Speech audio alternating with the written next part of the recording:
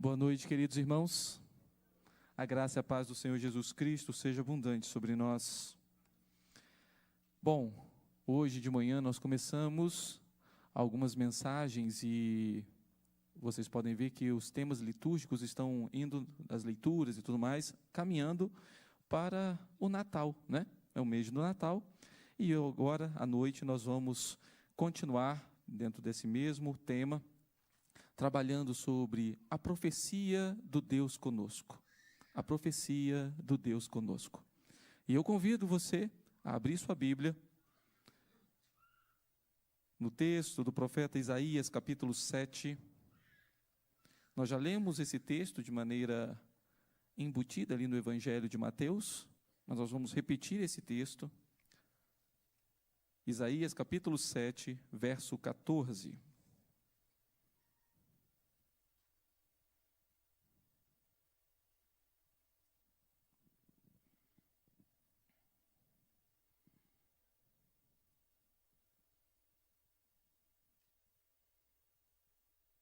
E mesmo assentado como você está, eu convido você a ler comigo esse texto, Isaías 7, verso 14. Vamos lá? Vamos ler todos juntos? Portanto, o Senhor mesmo vos dará um sinal. Eis que a virgem conceberá e dará à luz um filho e lhe chamará Emanuel. Louvado seja o nome do Senhor. Pai querido, em nome do Senhor Jesus, te pedimos a iluminação do Teu Santo Espírito, para que a Tua palavra, Deus, lida e exposta aqui, venha, Deus, ao encontro de cada coração, trazendo consolo, confronto, alegria, paz, esperança, em nome do Senhor Jesus. Amém. Queridos, sinais. Sinais são coisas que nós podemos, de uma certa forma, menosprezar, ou supervalorizar. Vou dar um exemplo. Esses dias, eu passando aqui, virei aqui à direita, como se estivesse indo para a 32, e tem um sinal ali, uma placa de pare, vindo da 32, para poder a pessoa entrar. E a pessoa completamente ignorou. Eu já estava chegando na esquina, ela atravessou na minha frente. Ela ignorou o sinal de pare, como talvez você e eu também já tenhamos feito isso em algum momento. Então, muitas vezes, alguns sinais, porque a pessoa já está acostumada tanto passar naquele lugar, que ela nem olha para o sinal de trânsito, de quem é a preferência e tudo mais. Simplesmente ela segue. Né? Seta aqui, eu já parei de tentar entender, porque às vezes a pessoa dá a seta para a direita e entra para a esquerda, então eu já parei de entender isso. Mas alguns sinais a gente ignora, a gente simplesmente ignora. Outro, às vezes, a gente supervaloriza. Uma pessoa que está com febre, se ela está com febre, isso é um sinal de que alguma coisa está errada no corpo dela, uma infecção, possivelmente. Mas nós supervalorizamos, não que não temos que nos preocupar com a febre, claro que devemos nos preocupar com a febre, mas ela é um sinal de que há alguma outra coisa no nosso corpo. E geralmente, quando a febre baixa, a gente descansa. Que bom, a febre baixou, mas tem alguma coisa errada. Você só tratou de um sintoma e não daquilo que a pessoa realmente tem. Então, a gente supervaloriza algo que é um sinal. Aqui, queridos, nesse texto, nós estamos olhando justamente um sinal. Um sinal que, para muitos, foi supervalorizado, no sentido de achar que aquilo aconteceu só no passado, talvez, ou foi menosprezado, como nós vemos quando acontece a profecia final desse texto. E nós vamos, queridos, observar o contexto aqui, para a gente entender por que o Senhor deu esse sinal. Esse sinal, ele tinha duas partes que nós vamos ver mais para frente. Uma para aquele momento e outra para algo futuro. Havia dois reis ali naquele momento que estava tentando tirar a paz de Judá, do reino de Judá. Acás era o rei, e Acás, ele estava sendo pressionado por dois reis. E aqui, peço a vocês que prestem bastante atenção, porque nós temos dois reinos aqui com um nome muito parecido, Síria e Assíria. E às vezes, quando a gente vai falar sobre Síria, Às vezes a gente vai juntar, né? Então a Síria, aí vocês não sabem se é Síria ou Assíria por conta do artigo que ficou na frente da Síria, né? Então, cuidado, tá bom? Quando eu falar, quando estiver junto com Israel, pode ter certeza que é Síria, mesmo que tenha um artigo na frente. Agora, a Assíria vai aparecer daqui a pouquinho, tá bom? Então, nós temos esses dois reis, o rei da Síria, que é Rezim, e também Peca, que é o rei de Israel, o reino do norte. Esses dois reis estão agora pressionando Acaz para tomar o reino de Judá e colocar ali um rei pagão. Um rei que não é da linhagem de Davi, no trono. E eles já tinham tentado uma vez tomar Jerusalém, não conseguiram. Entretanto, uma cidade que tempos atrás tinha sido tomada para o reino de Judá, eles conseguiram tomar de novo para a Síria. E ali levaram até alguns judeus cativos. E por conta disso, Acaz agora está com seu coração completamente amedrontado por conta de Rezim e por conta de Peca. Esse é o contexto. E o que vai acontecer nesse meio? Isaías é enviado da parte do Senhor, pelo Senhor, até Acaz. Ele vai falar para Acaz palavras que o Senhor mandou. E essas palavras são palavras para acalmar o coração do rei de Judá, para acalmar o coração de Acaz. E quais são essas palavras? Observe o verso de número 3 do capítulo 7, quando ele diz assim: disse o Senhor a Isaías, agora sai tu com teu filho, que se chama o resto, volverá, ao encontro de Acaz, que está na outra extremidade do aqueduto do açude superior, junto ao caminho do campo do lavadeiro. E diz-lhe, acautela-te e aquieta-te, não temas, nem se desanime o teu coração, por causa destes dois tocos de tições fumegantes, por causa do ardor da ira de Rezim da Síria e do filho de Remalias. Essas são as palavras que Isaías tinha que falar com Acaz. E Acaz já estava num ponto estratégico. Acaz estava perto do aqueduto, um local de água, um recipiente, mas um local onde havia muita água para abastecer a cidade. Ele estava ali justamente para tentar proteger aquele lugar, sabendo que esses dois reis iam vir. E isso era uma questão de estratégia militar, né? Atacar onde ia doer mais, onde eles iriam atacar. Observem, queridos, que essas são as palavras do Senhor, para que o Acaz cresce no Senhor, para que Acaz se voltasse para o Senhor e não ficasse com medo de duas nações que o Senhor nunca permitiria que atingiria Jerusalém. E por que não permitiria? Porque a intenção deles era dar o trono que ele tinha prometido a Davi a outra pessoa que não era da linhagem de Davi.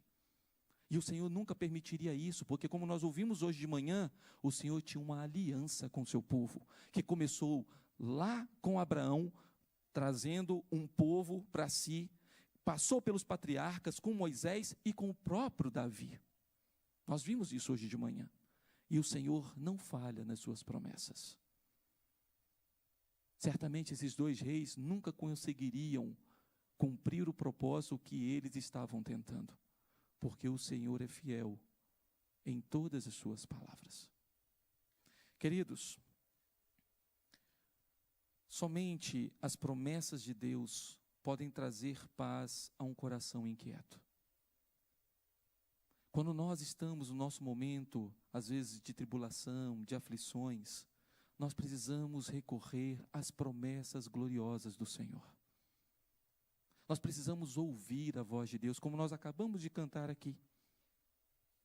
Nós precisamos dar ouvidos àquilo que o Senhor tem para nós, confrontando o nosso pecado, consolando o nosso coração, lembrando-nos dos grandes feitos do Senhor, o que Ele pode fazer, o que Ele está fazendo e o que Ele fará. São essas coisas, queridos, que trazem ao nosso coração calma. O rei Davi, escrevendo o Salmo 131, ele vai falar assim, que a alma dele não não estava preocupada com grandes coisas, que ele fez calar a sua alma. Mas por quê? Porque ele confiava no Senhor. Porque ele confiava no Senhor. E toda vez que ele via um servo dele preocupado com alguma coisa, temeroso por alguma coisa, sempre vinha uma palavra de não temas. Recentemente nós ouvimos aqui a pregação em Josué. O reverendo Orlando fez essa mensagem.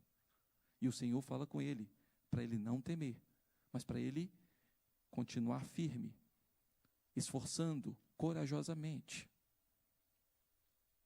Nós sabemos qual foi a palavra do Senhor, através do profeta Isaías, até para o povo, quando fala, não temas porque sou contigo, não te assombres porque eu sou o teu Deus. Sempre vem uma palavra de encorajamento, mostrando quem cuida de nós. Mas se nós não atentarmos para as promessas de Deus, certamente o nosso coração continuará sendo tomado pela ansiedade, pela inquietação, será tomado pelas aflições, até cairmos. Mas certamente quando dermos ouvidos à voz do Senhor, a palavra do Senhor, ela aquietará o nosso coração.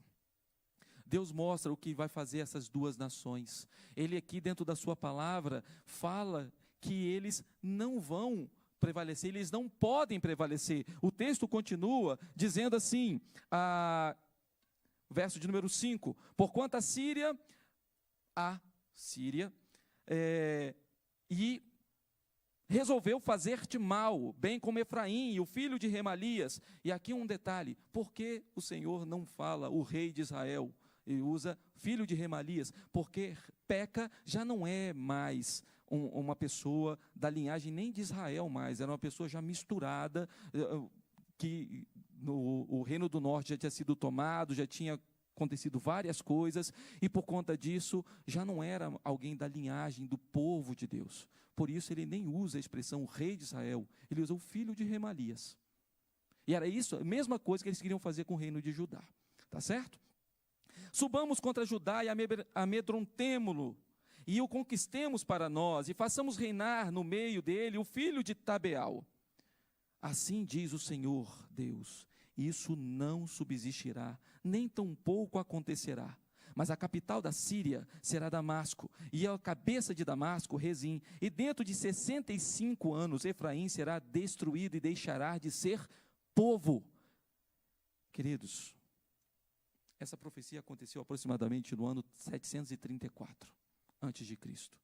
Em 732, a Assíria toma a Síria. Entenderam?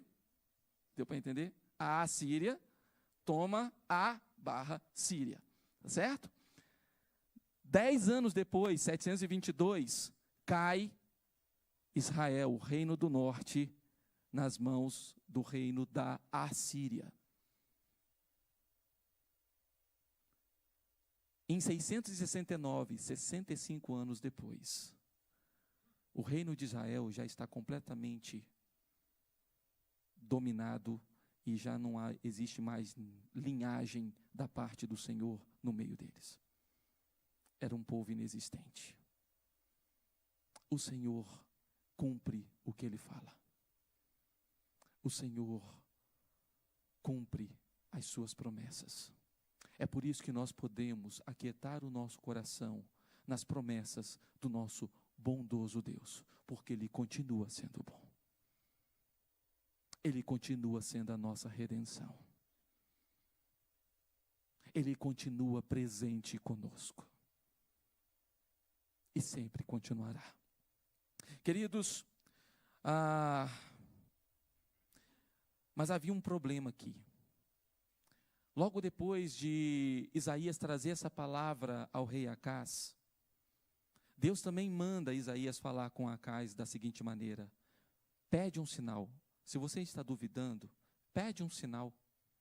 E eu vou te dar qualquer coisa que você pedir, pede. E eu vou te mostrar que eu sou fiel. E Acás, na sua resposta, se você for olhar aqui a partir do verso de número 10, a resposta de Acás parece uma resposta muito espiritual, sabe? Não, de jeito nenhum, eu não vou tentar o Senhor. Talvez fazendo referência àquilo que aconteceu no deserto, Como o próprio salmista, no Salmo 95, vai dizer, lá em Massá, nas águas de Meribá, ele, não vou tentar o Senhor. Parecia muito espiritual, mas não era. Se você for lá em 2 Reis, capítulo 16, você vai ver que Acás já tinha uma aliança formada com o rei da Assíria, para poder o rei da Assíria libertá-lo desses dois reinos. É aí que mora o problema. Porque Acás estava confiando mais nos seus recursos humanos, políticos, militares, do que no próprio Senhor. Estava ignorando o caráter do rei da Assíria para fazer aliança com ele e esquecendo da aliança que o Senhor tinha com seu povo. Queridos, a princípio a gente pode falar assim, mas que cara sem vergonha, hein? Como é que ele faz um negócio desse? Mas quantas vezes eu e você também não fazemos a mesma coisa? Quantas vezes eu e você temos a palavra do Senhor nos orientando e a gente ignora o que a palavra diz para confiar naquilo que nós vemos, nos nossos recursos. Às vezes você vai pedir um conselho para uma situação que você está no seu casamento, uma situação que você está passando, e às vezes o conselheiro passa para você uma informação e fala assim, olha só o que Deus diz. E você fala assim, não, mas eu sei o que eu estou fazendo. E vai do seu jeito. Ignora o que a palavra diz. Talvez você esteja passando por um problema com seus filhos ou com seus pais, e você lê na palavra o que você precisa fazer, e você fala, não, mas isso aqui é muito difícil, eu vou tentar do meu jeito. Talvez seja qualquer outra decisão na sua vida, que você, ao invés de buscar a palavra do Senhor, e o que o Senhor tem para a sua vida, e buscá-lo em oração, você ignora. Fala assim, Deus está demorando demais para responder, deixa eu fazer do meu jeito. Você está confiando também, eu estou confiando, mais nos recursos que eu vejo, do que na palavra do Senhor. A gente está fazendo igualzinho a Acás. Parece que Acás é uma pessoa assim, completamente fora da realidade. Como é? O Senhor está falando para ele pedir um sinal, e ele está lá negando. E quantas vezes eu e você, com um sinal assim, quase que um farol para poder iluminar, para avisar um navio, na sua cara assim, e você ignora, porque você quer fazer do seu jeito. Porque o jeito de Deus não parece muito agradável para você. Talvez não pareça agradável para mim. E nós ignoramos. Meus queridos, os sinais de Deus estão presentes em todo momento. A palavra do Senhor nos mostra isso em todo momento. E muitas vezes nós ignoramos. Precisamos voltar para o Senhor. Precisamos confiar no Senhor. Precisamos lembrar que Ele continua sendo bom, ainda que recebamos um não. Ele continua sendo o Senhor. Queridos, o Senhor mesmo assim dá um sinal. Ele fala assim, já que você não quer pedir, o Senhor vai mandar um sinal do mesmo jeito. Mesmo você ignorando, mesmo você não querendo, Ele vai te dar um sinal. E observe o que diz o verso de número 13 e 14. Então disse o profeta, ouvi agora, ó casa de Davi, agora já não é mais diretamente para Acás, mas para toda a linhagem de Davi, para todos aqueles que vierem depois também, para poder crer nessa promessa, de que o Senhor continua sendo fiel à sua aliança. Então ele fala, acaso não vos basta fatigardes os homens, mas ainda fatigais também ao meu Deus? Acás, querendo parecer espiritual, fala, não, de maneira nenhuma eu vou tentar o Senhor. Mas é justamente negando o sinal é que ele está tentando o Senhor. Portanto, o Senhor mesmo vos dará um sinal. Eis que a virgem conceberá e dará à luz um filho, e lhe chamará Emanuel. É claro, queridos, que nós entendemos a parte final, a profecia final desse texto aqui, deste sinal aqui.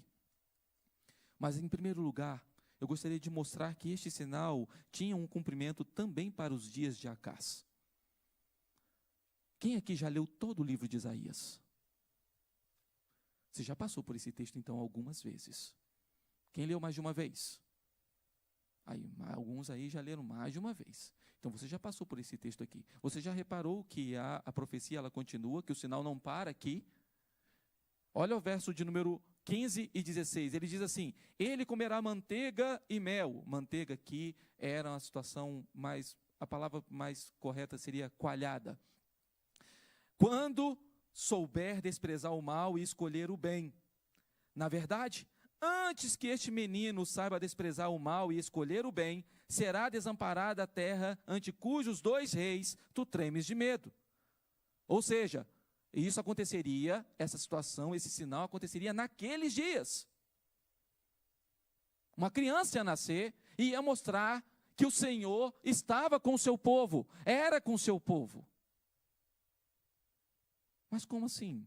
Mas isso não é só para Jesus? Sim, nós vamos ver daqui a pouco. Mas haveria uma criança que nasceria para mostrar que o Senhor era fiel à sua palavra.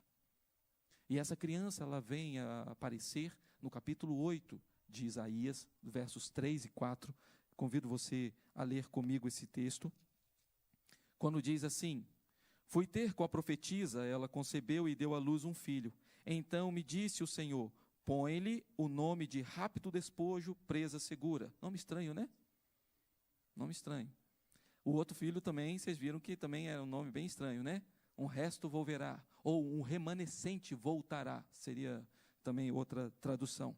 Porque antes que o menino saiba dizer meu pai ou minha mãe, serão levadas as riquezas de Damasco e os despojos de Samaria diante do rei da Assíria. Vocês estão vendo? Essa criança nasceu ali, naquele período. Mas não fala que a virgem conceberá? Sim, virgem, a palavra virgem aqui, nesse texto, ela significa uma menina, uma moça, donzela, que ainda não havia se casado. Então, o primeiro sinal, a primeira parte deste sinal, foi cumprido nos dias de Acás, quando Isaías casou-se pela segunda vez, possivelmente a sua primeira esposa havia morrido, a mãe de um resto volverá, e ele se casa novamente com essa profetisa, que nós não temos o nome, e agora ela tem um filho. E os nomes dos filhos de Isaías tinham um propósito. Os nomes dos filhos de Isaías tinham um propósito. Um resto volverá era para mostrar que sempre haveria um remanescente fiel. E agora, rápido despojo, presa segura, que os estudiosos não sabem se ele também tinha um segundo nome, que seria Emanuel, ou se Emanuel mostrava que toda vez que visse aquela criança, saberia que o Senhor era com aquele povo. Não sabemos ainda o entendimento, não há uma explicação específica, mas a grande questão é que ele se casou, ele teve esse sinal aconteceu. Rápido despojo, presa segura, significava que os reinos desafiantes, tanto Peca quanto Rezim, o rei da Síria e também de Israel, eles seriam devastados. Mas também que o Deus fiel não abandonaria o seu povo, Deus estaria com eles. E por que aquela questão da coalhada ou da manteiga e mel? Queridos, aquele momento não era um momento muito legal. Havia em alguns momentos fome e tudo mais. E agora eles estão dizendo que o profeta, que foi lá da parte do Senhor, falar palavras que o Senhor enviou, falando assim: vocês vão ter de sobejar, porque eu estou falando. Porque eu estou falando. É isso que o Senhor está aqui prometendo ao seu povo. Como não crer, queridos, nesse Deus maravilhoso, que se mostra presente com o seu povo, mesmo quando o seu povo nem estava aí para Deus. Vários momentos o povo desprezou o Senhor, não era somente o rei, mas o povo desprezava o Senhor. Lembra do tempo de Elias? Que mesmo diante da morte dos profetas de Baal, mesmo vendo fogo cair do céu, Elias foi se refugiar numa caverna, porque o povo continuou adorando Baal.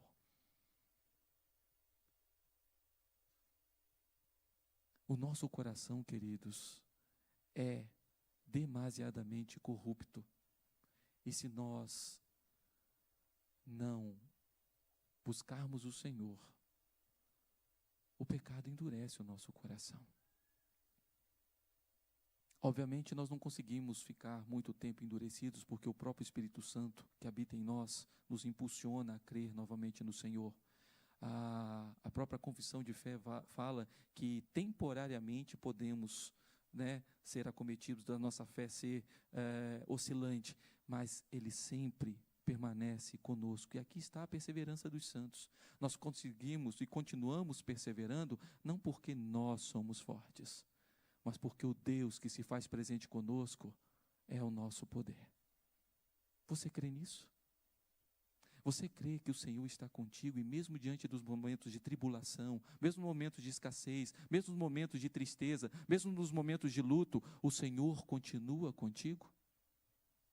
Você acredita, como o salmista fala, que ainda que nós passemos pelo vale da sombra da morte, nós não podemos temer mal nenhum, porque o Senhor está conosco? Você crê que a bondade e a misericórdia do Senhor certamente nos cercam todos os dias, mesmo naqueles dias mais complicados? É isso que o Senhor está aqui mostrando para o seu povo. Eu sou com vocês, mesmo quando vocês me desprezam. Eu continuo fiel à minha aliança e eu sou com vocês. Por mais que vocês desonrem a aliança que nós fizemos, eu continuo fiel aquilo que eu prometi a Abraão, Isaque, Jacó, Moisés e Davi. E vou continuar sustentando o povo que eu escolhi para ser propriedade minha. Entretanto, queridos, aquele menino, rápido despojo, presa segura, não recomendo que você coloque esse nome no seu filho, mas aí é com você. Não sei se o tabelião lá vai deixar você colocar lá no cartório esse nome, Vai que. Entretanto, ele apontava para alguém maior e para um cumprimento maior. Ele apontava para alguém maior, e nós vimos isso no texto que nós lemos na nossa liturgia. 700 anos depois, veio o cumprimento total. Não mais uma jovem casada dando à luz, mas agora, de fato, uma virgem que não havia contato nenhum sexual com nenhum homem, deu à luz um filho. Nós lemos isso também no texto da manhã, em Lucas. Quando Maria fala assim, como pode ser isso? Eu não tive contato nenhum com homem algum. E aí ele fala, descerá sobre ti o Espírito Santo e ele te envolverá. É por isso que esse menino também será chamado Filho do Altíssimo. É justamente o Senhor Jesus, queridos. 700 anos depois, vem essa criança, este menino, que lá, rápido despojo, presa segura, apontava para ele. Antes, um menino que era um sinal de um Deus que se fazia presente com o seu povo. Agora, na pessoa do Senhor Jesus, o próprio Deus encarnado habitando no meio do seu povo. Antes, um sinal que Deus livraria seu povo da destruição ante os seus inimigos, diante dos seus inimigos. Agora, o Emanuel nos livra da condenação eterna por meio do seu sangue. Jesus é o Emanuel. Jesus é o Deus conosco. Jesus é a promessa cumprida que consola o nosso coração. Jesus é aquele que falou, lá no final do Evangelho de Mateus, está registrado as suas palavras. Palavras essas que nós sabemos, já ouvimos em vários outros momentos. Que Ele estaria conosco alguns dias? Todos os dias. Até semana que vem? Até a consumação dos séculos. Ele se faz presente conosco. Ele não nos deixou órfãos. Mesmo quando Ele foi assunto aos céus, Ele falou assim, virá outro, o Consolador. E a minha presença ainda continuará com vocês.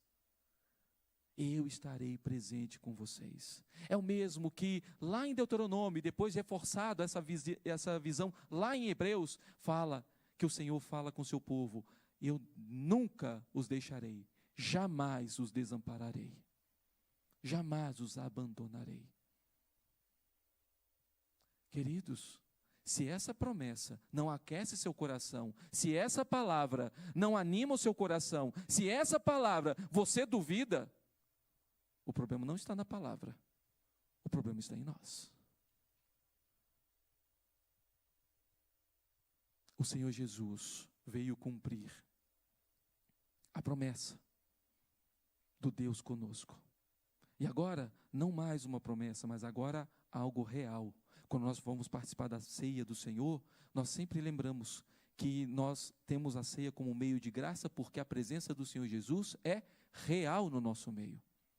Ela não é apenas um memorial, ela é algo real. O Senhor Jesus se faz presente aqui neste lugar.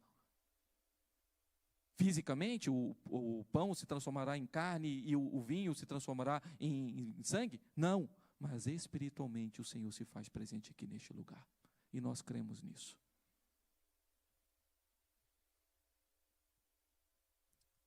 Encerrando, queridos, eu gostaria de observar 3 coisas aqui muito importantes. E leve isso para você, porque o nosso Deus é o Deus conosco. É o Deus que se faz presente conosco. O Deus que está sempre ao nosso lado. Ainda que você não o observe, ainda que você se esqueça, Ele continua ao seu lado. Por quê? Porque o Senhor zela pela sua aliança. Ele fez um compromisso com os patriarcas. Ele sempre cuidou do seu povo, mesmo quando o povo não quis. Muitas vezes nós desprezamos o cuidado de Deus, mas o Senhor continua cuidando de nós. Muitas vezes a nossa fé é assaltada. Muitas vezes nós começamos a ter dúvidas, mas o Senhor nos preserva, o Senhor nos guarda, para que nós não venhamos a sucumbir, mas para que nós venhamos a olhar para o alvo, para o prêmio da nossa soberana vocação e continuar andando, porque é o Senhor quem zela da sua aliança, é o Senhor quem cuida do seu povo, é o Senhor quem nos guarda de todo mal. Na oração que o Senhor Jesus ensinou, Ele fala justamente isso. Não nos deixes cair em tentação, porque nós caímos, queridos. Se nós não caímos em tentação é porque o Senhor não deixa. Mas livra-nos do mal, porque o nosso coração já é voltado para isso. Então livra-nos, Senhor. O Senhor já nos ensinou isso, porque é o Senhor quem nos preserva pela sua aliança, pela aliança que Ele fez com os patriarcas, com Moisés, com Davi e agora administrada pelo próprio Senhor Jesus Cristo. Aliança essa no seu sangue. O Senhor consola o seu povo. Queridos, repito mais uma vez, como não ser consolado com a certeza de que o Deus fiel prometeu estar conosco todos os dias? Como não crer nisso, queridos? Como não crer na palavra do Senhor? Como não crer nas promessas consoladoras do nosso Deus? Sabendo de tudo aquilo que Ele fez e continua fazendo. Para todo lugar que você olhar, você vê a bondade do Senhor sobre a sua vida. Mas muitas vezes os nossos olhos estão cegos por conta das circunstâncias. Muitas vezes nós damos lugar à inquietude daquilo que nós vemos, daquilo que nós ouvimos. E esquecemos da promessa do Senhor. Nós precisamos voltar para a promessa do Senhor para sermos consolados.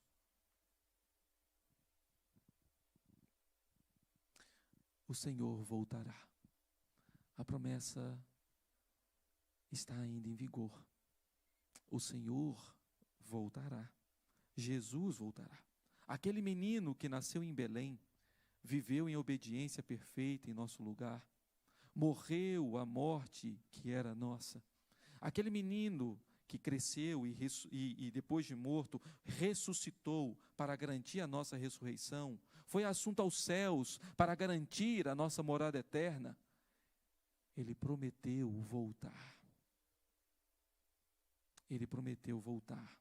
Agora, para nos livrar definitivamente de toda dor, de toda lágrima, de todo sofrimento. Nós já somos livres da culpa, do poder e da condenação do pecado. Mas naquele grande dia, seremos também libertos da presença do pecado. E viveremos eternamente, gozando das alegrias do céu. na presença do nosso Senhor e Salvador Jesus Cristo. Queridos, todo o sofrimento que nós passamos aqui são sinais de que este lugar não é o nosso lugar. Toda dor, toda lágrima que nós vertemos, lembra-nos de que por mais que gostemos deste lugar, por mais que gostemos deste mundo caído, por mais que nós desfrutamos de coisas boas aqui, pela graça de Deus, esse aqui não é o nosso lar. O pecado faz com que a gente caia em si, quando nós somos tocados pelo Espírito Santo para reconhecermos o nosso pecado, para lembrarmos que esse aqui não é o nosso lar. E os sinais estão aí de que o Senhor Jesus voltará. Os sinais estão aí. Nós conhecemos muito bem, porque as Escrituras mostram muitos sinais. Mateus 24 vai mostrar vários sinais da vinda do Senhor. E o que você tem feito com os sinais da promessa do nosso Senhor e Salvador Jesus Cristo? Você tem desprezado? Ou você tem supervalorizado? Muitas vezes nós supervalorizamos quando, assim, entra um desespero tremendo, né? Eu vejo algumas pessoas, ao invés de se alegrar com os sinais acontecendo, elas entram em desespero. Meu Deus, e tal, está acontecendo isso, a Bíblia já fala sobre isso. Parece que ela tem medo do que vai acontecer, porque Jesus vai voltar e ela ainda não casou, ela ainda não se formou, ela ainda não... Queridos, as alegrias do céu são maiores do que aquela alegria aqui. Se você ainda não entendeu isso, queridos, então comece a entender que as alegrias do céu são maiores do que as alegrias aqui. Mas alguns desprezam. Eu me lembro na minha adolescência ainda, não tem muito tempo, mas me lembro que quando a gente ouvia uma mensagem, geralmente voltada para a segunda vinda do Senhor Jesus, alguns começavam a fazer contas. Mas eu fiquei sabendo que ainda tem muitas línguas aí que ainda não tem a palavra de Deus, ainda não ouviram. E a Bíblia fala que todo mundo vai ouvir. Todo mundo vai ouvir, não fala que todo mundo vai converter, né? E hoje, para ouvir, queridos, o celular está aí para poder espalhar rapidamente. Mas por quê? Porque parecia que, não, protela, Senhor, protela. Está bom demais aqui. Porque está desprezando os sinais de Deus. Está desprezando os sinais que o Senhor está dando de que Ele voltará.